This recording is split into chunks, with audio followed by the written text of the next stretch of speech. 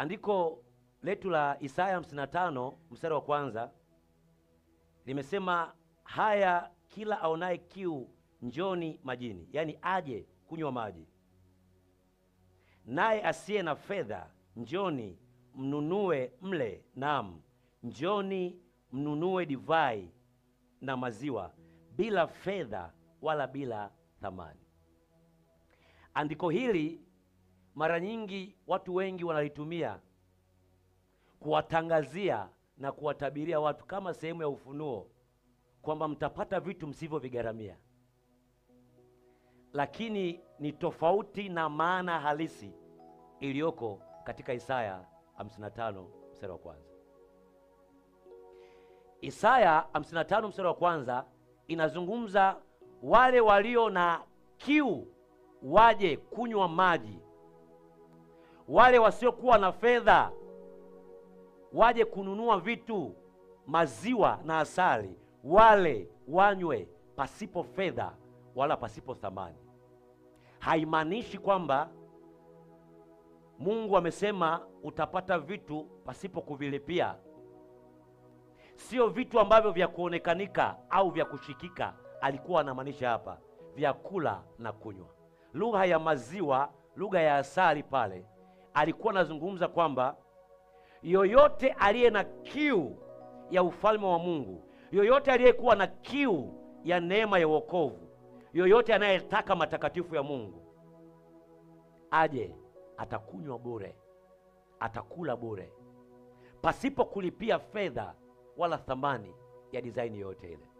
Inamaanisha kwa ufupi, wokovu wa mwanadamu au kipawa cha neema ya wokovu kinapokuja ndani ya mtu, hakiingii ndani ya mtu kwa sababu amelipa fungu fulani la fedha au ametoa kiasi fulani cha mali au cha thamani ndipo apate wokovu.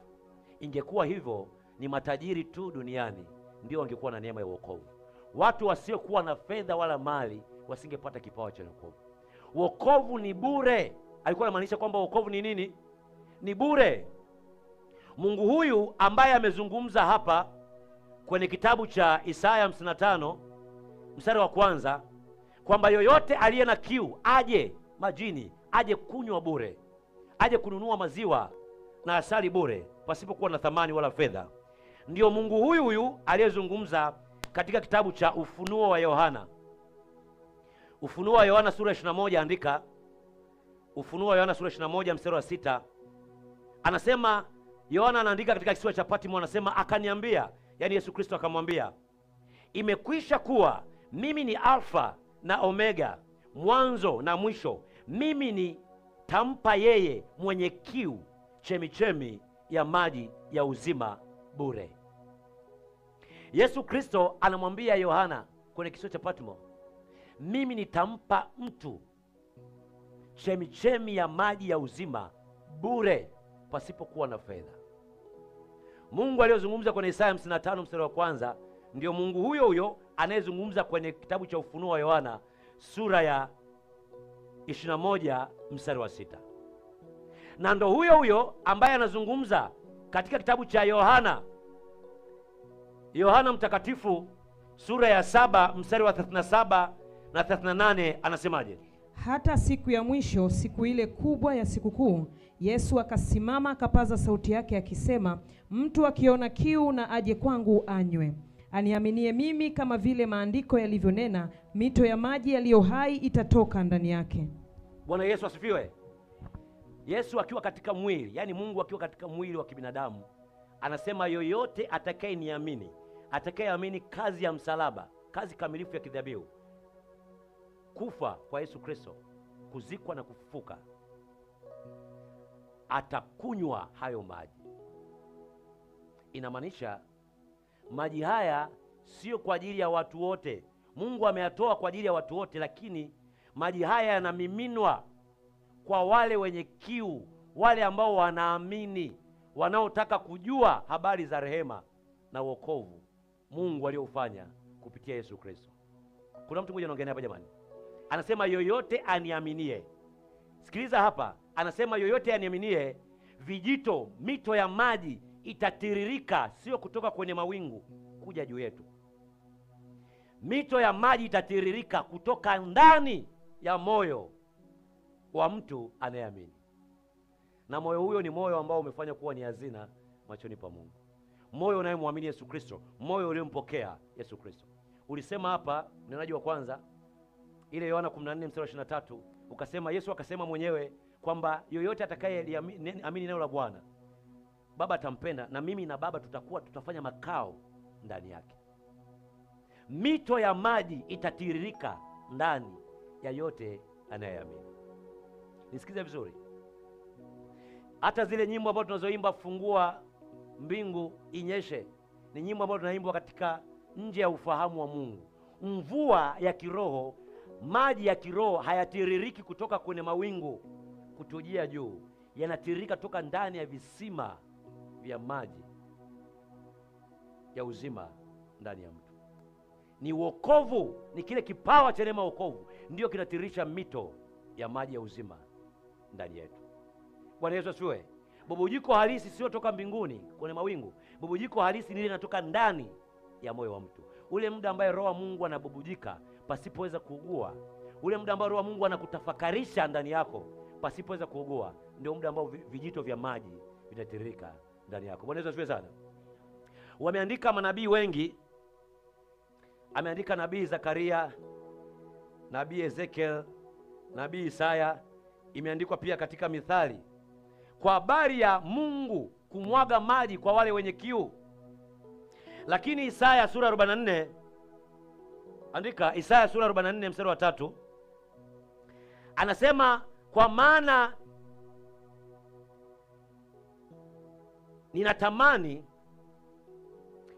nitamimina maji juu yake aliye na kiu, na vijito vya maji juu ya mahali pakavu. Nitamwaga roho yangu juu ya wazao wako, na baraka yangu juu yao utakao wazaa. Anasema kwa maana nitamimina maji juu yake aliye na kiu. Maji haya ni kwa yule aliye na shauku. Ndio maana Mtume Paulo anaandika kwenye kanisa la Korintho na makanisa mengine, na anatuandikia mimi na wewe, tutamani sana mambo ya rohoni. Tuwe na shauku, tutamani sana vipawa vya Roho Mtakatifu. Vinakuja na vinaongeza kwa kadri ambavyo unatamani Mungu akutumie ndani yako, ndivyo Mungu anakutumia kwa ule ukubwa unavyotamani ndani yako. Kwa kadri unatamani Mungu umuone akijifunua, umjue katika kiwango kikubwa cha Kristo, ndivyo Mungu anafanyaje? Anajifunua ndani ya moyo wako. Kuna mtu mmoja anaongea hapa, jamani wapendwa. Kwa hiyo kiu ya kiroho maana yake ni ile shauku ya ndani, ni ile hali ya tamanio la ndani la mtu kutembea na mtembeo wa Mungu, ya mtu kumjua Mungu, ya mtu kuona utukufu na ukuu wa Mungu. Hiyo ndio kiu na ndio shauku ya kiroho mtu anaweza akawa nayo. Mfalme Daudi, nabii Daudi anaandika katika kitabu cha Zaburi, andika Zaburi sura 42, Zaburi 42 mstari wa kwanza, anasema kama ayala aioneavyo shauku mito ya maji. Yaani yule mnyama ayala, yule mnyama mdogo anapoona mito ya maji, anapoona maji, kama aioneavyo shauku mito ya maji, vivyo hivyo nafsi yangu inakuonea shauku, Mungu. Lazima tuone shauku kuwepo uweponi mwa Bwana siku zote, muda wote, wakati wote. Shauku ya kumjua Mungu, shauku ya Mungu kujifunua ndani ya mioyo yetu. Wako watu wengine ambao walionyesha shauku katika Agano la Kale na pia hata katika Agano Jipya, kuacha mimi na wewe. Tunamwona Musa, andika kwenye kitabu cha Kutoka sura ya 33 mstari wa 18. Kutoka 33 mstari wa 18. Hata baada ya kutumiwa kwa miujiza mingi, Musa bado alitamani kumjua Mungu zaidi kwa undani. Musa alitamani kuona utukufu wa Mungu. Ametumika kwa miujiza mingi, ameshaona matendo makuu ya Mungu kwenye maisha yake, ila bado ndani ya moyo wake alitamani kuona utukufu wa Mungu. Mungu alimwambia Mungu, jifunue, nataka nikuone utukufu wako hata kwa sehemu tu. Imagine. Mtu mwingine ambaye alionyesha shauku ndani yake, Danieli. Danieli sura ya 6 mstari wa 10. Danieli alikuwa na shauku ya kuona uso wa Mungu. Danieli 6 mstari wa 10. Alikuwa akifanya ibada na kuomba mara 3 kwa siku. Wako watu wengine ambao hawana neema tulionao mimi na wewe, wanaomba zaidi ya mara 3, zaidi hata Danieli. Lakini mimi na wewe tumeokoka na tunanena kwa lugha mpya. Yamkini tunaomba mara 1 au hatuombi kabisa mpaka siku inaisha. Jijengee desturi ndani yako unapokuwa sehemu ya ofisi, sehemu ya biashara yako. Kama tamaduni nyingine, hata Wayahudi, hawa Wayahudi nao wanasali mara 3 kwa siku. Usiseme kwamba sina muda wa kusali, au mazingira yangu ya kazi au ya biashara au ya ajira hayaniruhusu. Kwa nini hao wanaweza? Kwa nini wewe kipaumbele umepipa vitu vya kushikika zaidi kulipo kumpa Mungu anaweza kukupa faida na kukuongeza zaidi? Kwa nini Mungu asimuongeze yule, akuongeze wewe ambaye haumpi hata sekunde, dakika hata 10 za kumshukuru na kumwomba kwenye eneo lako la biashara au sehemu yako ya kazi? Bwana Yesu asifiwe sana. Katika Mwanzo, kitabu cha Mwanzo, andika Mwanzo sura ya 5 mstari wa 24. Mwanzo 5:24. Tunamwona mtu anaitwa Henoko. Huyu alipendwa sana na Mungu. Alikuwa na shauku, na Biblia inasema alitembea na Mungu na Mungu alimpenda sana. Na Mungu hakumwacha aendelee kukaa duniani, akamtwaa, akamchukua. Ile shauku, ile kiu ya mambo ya Mungu na utukufu wa Mungu. Watu wengi wanajiuliza kwa nini Mungu aliamua kumchagua Yeshua, asimchague mtu mwingine zaidi. Kasome vizuri kitabu cha Kutoka, utaelewa kwa nini Mungu alimchagua Yoshua aweze kushika mikoba ya Musa, nafasi ya Musa ya kuwaongoza na kuwaingiza wana wa Israeli nchi ya Kanaani, nchi ya ahadi. Ukisoma taratibu utaona Yeshua na Caleb walikuwa ni watu wanyenyekevu, watu wenye kusikia na kusikiliza na kufuata sawa sawa na amri na sheria ya Mungu. Hivyo kwa inasema kitabu cha Kutoka 33 mstari wa 11. Kutoka 33:11 anasema Yeshua hakutoka imani mwa Mungu, alikuwa amekaa imani mwa Mungu. Hakutoka, alikuwa anatamani muda wote awepo imani mwa Mungu, kusikia sauti kutoka kwa Mungu nyumbani mwa Bwana. Yupo nabii anaitwa Samuel. Kitabu cha Samueli wa kwanza, andika Samueli wa kwanza sura ya 3 mstari wa 10. Samueli akiwa kijana mdogo alionyesha shauku ya kuisikia sauti ya Mungu. Yesu Kristo anazungumza katika kitabu cha Yohana sura ya 10, utaisoma yote. Yohana sura ya 10. Anasema kondoo wangu wananijua na mimi najua, wanaijua sauti yangu. Yohana sura ya 10, Yesu anazungumza mwenyewe. Samueli alikuwa na shauku ya kujua sauti ya Mungu. Je, ndani ya moyo wako una shauku ya kutumiwa na Mungu? Shauku ya kutembea na kudirika vipawa vya Mungu ndani yako? Shauku ya kujua ufunuo kamili wa Mungu ndani ya maisha yako? Unayo shauku ndani yako? Ayubu, hata katika wakati wa mateso, hata katika wakati wa shida na magumu, Ayubu shauku yake ya kuendelea kumtamani Mungu, kuwepo mbele za uso wa Mungu na uwepo wa Mungu haikukoma, haikukauka ndani yake. Ayubu sura ya 23, andika Ayubu sura ya 23 mstari wa 3. Wako watu ambao wakipitia changamoto ndogo au jaribu dogo, hata kanisani hawaendi tena. Wakikwazwa kidogo, hata kuomba hawawezi tena. Hebu muangalie Ayubu, pamoja na kashikashi zote alizopitia na majaribu yote, na mke wake kumkana Mungu na watoto kumkana Mungu, aliendelea kumtumainia Mungu na kutafuta uwepo wa Mungu udhirike kwenye maisha yake. Wako watu wa Thesalonike. Ukisoma wa Thesalonike wa kwanza, andika wa Thesalonike wa kwanza sura ya kwanza mstari wa 9 na wa 10. Wa Thesalonike wa kwanza sura ya kwanza mstari wa 9 na wa 10. Watu hawa walikuwa wanaiabudu miungu, wanainamia miungu mingine, wanafanya ibada za sanamu. Siku walipoijua kweli ya Mungu, walipohubiriwa injili ya Yesu Kristo, shauku iliinuka ndani yao. Hawakuacha kutamani kusikia habari zinazohusiana na Yesu Kristo. Angalia watu ambao walikuwa wanaabudu miungu mingine, aidha kwa waganga au matambiko au mizimu. Angalia makabila ambao wanaabudu, wanainamia miungu mingine na masanamu, au watu ambao wameteseka na kuhangaika sana kwa waganga wa kienyeji. Siku ambao injili ya Kristo inapofunuliwa ndani yao, wanapoijua kweli ya Mungu, watu hao hawezi kuwaondoa kanisani. Bwana Yesu asifiwe sana. Bwana Yesu asifiwe sana. Paulo mtume anawaandikia kitabu kuna Wafilipi, kanisa la Wafilipi sura ya 3 mstari wa 10.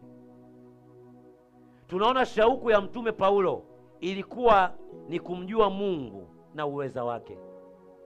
Imagine Sauli ambaye ni Paulo mtume, Mungu ajifunua, Yesu Kristo ajifunua kwake mwenyewe akiwa anaenda Dameski kwa ajili ya mipango ya kulitesa kanisa la Bwana. Mungu amejifunua kwa kiasi kikubwa, lakini bado ana shauku. Sisi watakatifu wa Mungu, sisi watumishi wa Mungu, hakuna kikomo cha kuendelea kukua kumjua Mungu. Tunapaswa kuendelea kuonesha ile shauku. Hakuna kikomo cha upako. Kristo Yesu ndio upako ndani yetu. Kristo Yesu ndio mafuta ndani yetu. Waraka wa pili wa Yohana, waraka wa kwanza wa Yohana sura ya 2 mstari wa 27. Kristo Yesu ndio upako ndani yetu. Kwa kadri unazidi kuonesha shauku ya kukua katika maarifa na ufahamu wa Mungu, ndio upako, ndio Kristo atazidi kudhihirika ndani yetu. Kwa kadri unazidi kuonesha shauku ndani ya mioyo yetu. Mungu hatutumii, wala vipawa vya Mungu havifanyi kazi kama Mungu haoni shauku ndani yetu. Ndio maana mtume Paulo anaandika kanisa, na anaandikia mimi na wewe kwamba vitamanini sana vipawa vya rohoni. Tutamani kutumiwa na Mungu. Ila kuna jambo nataka ujifunze pale. Isaya 55 mstari wa kwanza, baada ya kusema haya, kila aonaye kiu njoni majini, naye asiye na fedha njoni mnunue mle, naam njoni mnunue divai na maziwa bila fedha na bila thamani. Kitu nataka ujifunze, matakatifu ya Mungu au mambo ya Mungu hayapatikani kwa uthamani wa fedha au mali mtu anaweza kazitoa ili aweze kuzipata. Matakatifu ya Mungu yanapatikana kwa kuamini. Watu wengi leo wamekuwa wakihangaika huku na huku, na wametolewa fedha nyingi sana kwenye mifuko yao, na wamepoteza vitu vingi sana mifukoni mwao kwa sababu ya kuambiwa ili upate kitu fulani toa kitu fulani. Sio aina ya injili tunayoifundisha mahali hapa. Hapa tunakufundisha kwa habari ya neema ya Yesu Kristo. Tunakufundisha kwa habari ya Mungu aliyefunuliwa kupitia mwili, Emmanuel, Yesu Kristo. Ukishamjua huyo, kutoa utatoa kwa hiari yako wewe mwenyewe. Kufanya utafanya kwa sababu utoaji ni tabia ya Mungu ndani ya mtu. Halo? Kama baba yetu alimtoa mwanae ili anipate mimi na wewe, kutoa ni tabia ya wana wa Mungu. Hautoi kwa sababu umewekewa sheria utoe. Na watakatifu wa Mungu hatufungwi na asilimia za utoaji. Labda nizungumze na wewe. Sheria ndio inakwambia utoe sehemu ya 10. Hatuishi chini ya sheria, tunatoa kwa kadiri unavyosukumwa ndani yako. Hata kama sehemu yako ya 10 ni kiasi fulani, unaweza ukasukumwa utoe zaidi ya hapo, usifungwe na sheria ya fungu la 10. Kuna mtu mmoja anaongelea hapa, jamani wapendwa. Yesu Kristo mwenyewe akiwa katika mwili anatafasiri hii sentensi ya kwamba naye asiye na fedha njoni mnunue mle, naam njoni mnunue divai na maziwa bila fedha wala bila thamani. Anasema kwenye Mathayo sura ya 10 mstari wa 8, anasemaje? Pozeni wagonjwa, fufueni wafu, takaseni wenye ukoma, toeni pepo, mmepata bure, toeni bure. Anasema fanyeni yote hayo. Waponyeni wagonjwa, fufua wafu, fukuza mapepo, mmepata bure, toeni bure. Nikikuombea, nikutamkia neno, nikiwekea mikono, au watumishi wa Mungu mahali hapa, chochote unachokifanya, hauwezi ukasikia kwamba kwambia toa kiasi fulani kwanza. nina uwezo wa kufanya hivyo, na hakuna atakayeniuliza chochote kile, kwa maana anayekuja sana kuwa na shida na uhitaji, naweza kufanya hivyo na Mungu akafanya, kwa maana Mungu ameweka vipawa na neema ndani yao. Lakini nitakuwa ninauza ule uwezo na kile kipawa nilichoka ndani yangu. Inabidi tu baada ya wewe Mungu kufanyia, wewe mwenyewe uwe na moyo wa shukrani, useme jamani, kuna Mungu alinifungua, kuna Mungu aliniponya, kuna Mungu alinitendea jambo fulani. Urudi kuleta shukrani mbele za Mungu. Jamani, na kitu fulani cha kufanya kwa Bwana, nimeguswa, unatoa shukrani yako ya Mungu. Lakini sio fedha imnunue Mungu au imuonge Mungu ufanye kitu fulani. Hapana. Sijamaanisha kwamba watu wasitoe, hapana. Wale ambao hawatoi kanisani wala kwenye mwili wa Kristo wala kwa watumishi wa Mungu ni watu ambao hawajakomaa katika imani Yesu Kristo bado. Ukishakomaa na ukishakumjua Mungu vizuri, kutoa kwako itakuwa ni tabia, ni sehemu ya utoaji, tabia ya Mungu, ya wana wa Mungu. Mwana wa Mungu ambaye amekomaa na anajielewa vizuri, alazimishwi kwenye matangazo kwa habari ya fungu la 10. Alazimishwi kwa habari ya kumshukuru Mungu wala kutoa kitu kwa ajili ya shukrani. Alazimishwi kwa habari ya matoleo wala michango kwenye kazi ya Mungu, kwenye ufalme wa Mungu. Alazimishwi. Anajua hii ni sehemu ya tabia ya baba yako. Kuna mtu mmoja anaongea hapa, jamani wapendwa, nisikize vizuri. Amezungumza kwenye kitabu cha Mathayo sura ya 6 mstari wa 24. Andika Mathayo 6:24. Yesu Kristo anazungumza kwa habari ya kumtumikia Mungu na kutumikia mabwana wengine. Anasema haiwezekani ukatumikia mali, ukatumikia mabwana wawili na ukamtumikia Kristo Yesu. Unajua, kutumikia mali, kutumikia miungu wawili haijamaanisha watu wasitafute mali na fedha, haijamaanisha watu wasiwekeze. Hapana. Tafuta fedha. Kanisa linahitaji, kazi ya Mungu inahitaji fedha, inahitaji mali ili iweze kusonga mbele. Amemaanisha haiwezekani kutumikia mabwana wawili au miungu wawili, yaani mali na Kristo au fedha na Kristo. Inamaanisha hivi, maana ya kutumikia miungu wawili inamaanisha ni kuinamia, kuisujudia. Haiwezekani wewe ukamwabudu Mungu katika roho na kweli na ukamsujudia Mungu aliye hai, na wakati huo huo unasujudia fedha. Yaani fedha kwako imekuwa ni Mungu. Inaweza kukufanya wewe ukashuka chini ukapiga magoti. Inaweza ikaondoa utu ulionao. Inaweza kukudhalilisha angali ni mtumishi wa Mungu.